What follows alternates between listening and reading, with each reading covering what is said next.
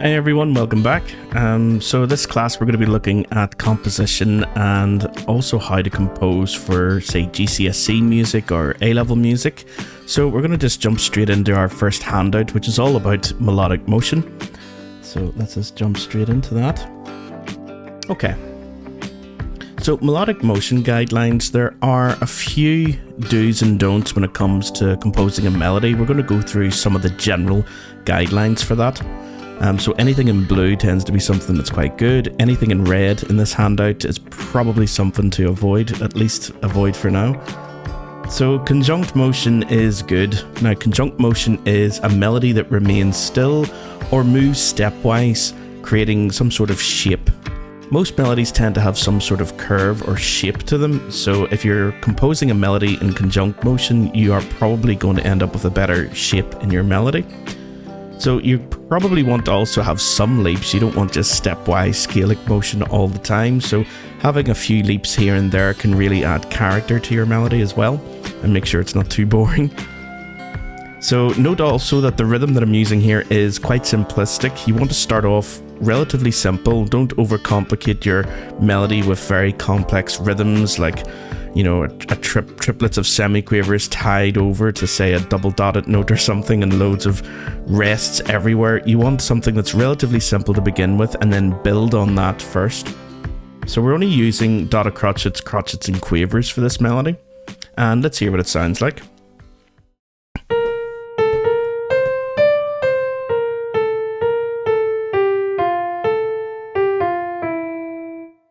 You probably want to end on something like that.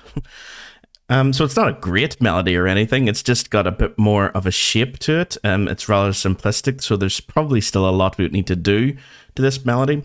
But at least it's better than the melody underneath, which is disjunct motion, where you're leaping all the time and you're not really outlining any chords, any triads. Your melody's all over the place. So continuous movement by more than a step doesn't really sound like a melody. So this is probably more like an accompaniment more than anything. But imagine this as a melody.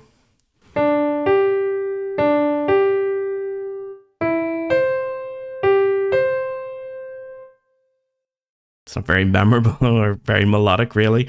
So yeah, don't want too many leaps all over the place because it doesn't sound cohesive. It doesn't sound like a strong melody.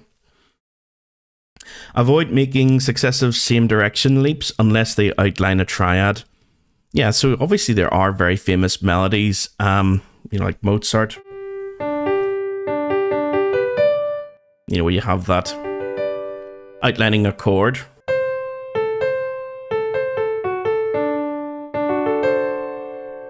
Okay, so that's from his Little Night Music, Serenade. So if it outlines a triad, then it probably is going to be okay. But if you keep leaping in the same direction and, it has some sort of maybe even like quartal leaping. There are some composers who do that, whose their melodies are based on quartal harmony, I suppose. But we're going to avoid that just for now. So if you are going to leap in your melody, try to have it leap so that it's outlining a triad if you're going to continuously leap in the same direction. Or an arpeggio or a chord. Yeah, if they can't be avoided, if you want to leap in the same direction, they should at least total less than an octave. At least for now. Of course, all of these have exceptions to them, but we want to keep things simple, as I say. Leaps greater than a fifth should be compensated by stepwise movement in the opposite direction. I call this like the rule of compensation, and try to drill this into my students as well. So here we've got a leap of a sixth between this E and the C, and you want to balance that by moving in the opposite direction by a step. So this is the compensation, moving down from C down to B.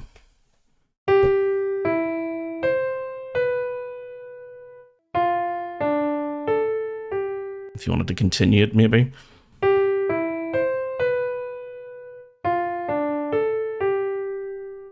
It's a bit more memorable. So here we have the leap from E up to C and the compensation moving in the opposite direction right after it.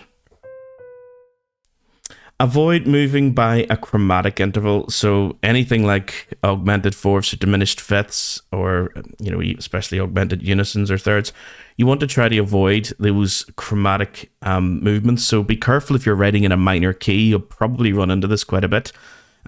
Diminished fifths can actually be okay if you treat them properly, but if I was to play this example here, you'll probably hear that it's a very unusual, shouldn't say a very unusual melody. It's not a standard simplistic melody that we're aiming for, at least for our compositions. There are composers who write music a lot more advanced than this, but we want to avoid this sort of movement.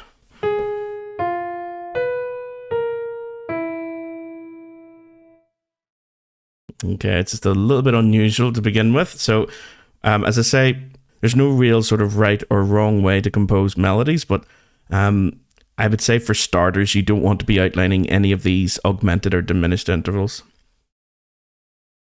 Leaps by an octave should be doubly balanced, preceded and followed by notes within the octave itself.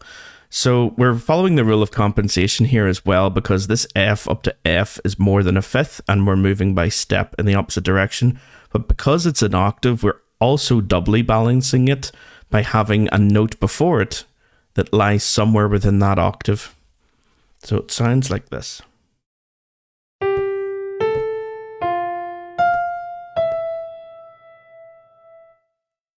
Okay, so yeah, octaves are nice in a melody, but make sure that you're balancing them if you can.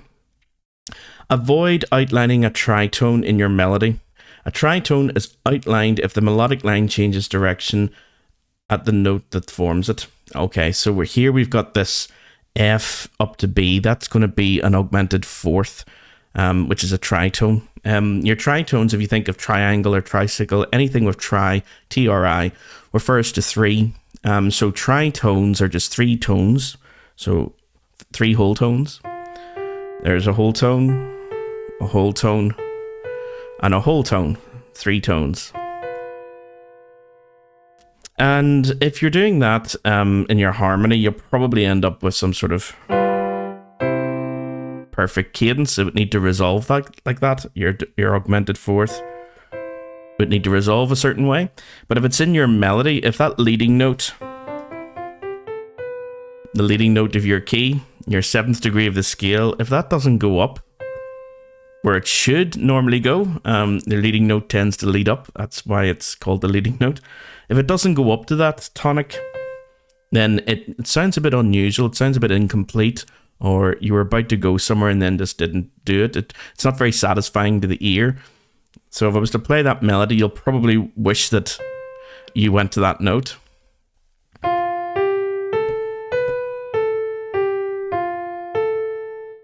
So what did you want to do? You wanted to go up to that C. And that would be fine if it went up to the C. So don't outline any tritones in your melodies. Sounds just a bit unusual, a bit incomplete. Tendency tones. Okay, so tendency tones are notes that have a tendency to resolve to another note. The seventh degree is the one we've just talked about. This in the key of C major, that's your seventh degree of the scale, or your leading note, and it wants to resolve to the first degree. The only time it doesn't really, it's when it's part of a descending scale. So that's fine if the seventh doesn't go up.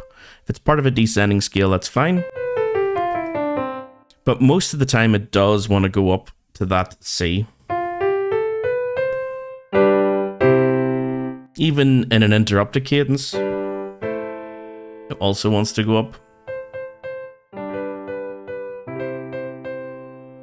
The other one, the other tendency tone is the fourth degree. That has a tendency to resolve to the third. It's not as strong as the seventh wanting to go to the first, but the fourth wants to go to that third. And you get that a lot in suspensions as well. So if you have something like,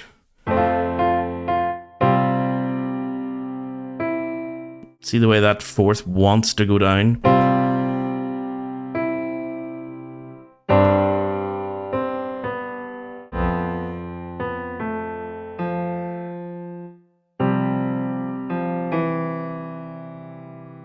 There we go. So yeah, that is our tendency tones. And if we put all of this information together, you see that we can actually have a semi-decent melody here. This is a good example, and a not so good example underneath. This time we're in the key of A minor just to mix it up a bit. But your 7th degree of the scale is your G sharp, because in the melodic minor, you'll be raising the 6th and 7th when the melody's rising up, or you'll be lowering it if the melody goes down. So using the melodic minor, that 7th degree wants to resolve to that 1st degree. Here we have a leap, and we also have the rule of compensation. So we're outlining your E major chord here, which is fine to have that leap, but then we've got the leap of a 6th, which we want to follow the rule of compensation by moving by step in the opposite direction, and then the rest of it's just conjunct scalic motion, again with the 7th degree resolving to the tonic. So we play that melody. Hopefully you'll hear that this sounds like it's not a great melody, but it sounds like a melody at least. It's cohesive, and everything moves to where it wants to go to.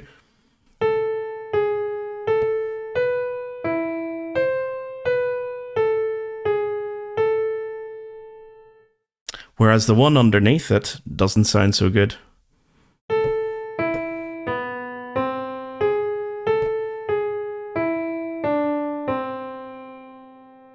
Yeah, it doesn't. It's, first of all, we're breaking the rule of leaping in the same direction and not outlining a triad.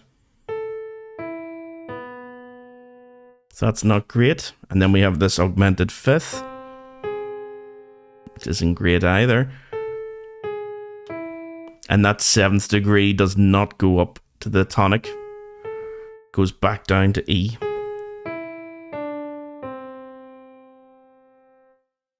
Yeah, so that's some of the rules that we're looking for when it comes to melodic motion. So if you're going to compose melodies, it's probably a good idea to have these guidelines, somewhere written down, or at least have them in the back of your mind. There are other rules when it comes to actually composing a good melody, but at least having a good idea of the melodic motion guidelines is a really good start. So we'll be looking at how to actually compose a melody in our next video.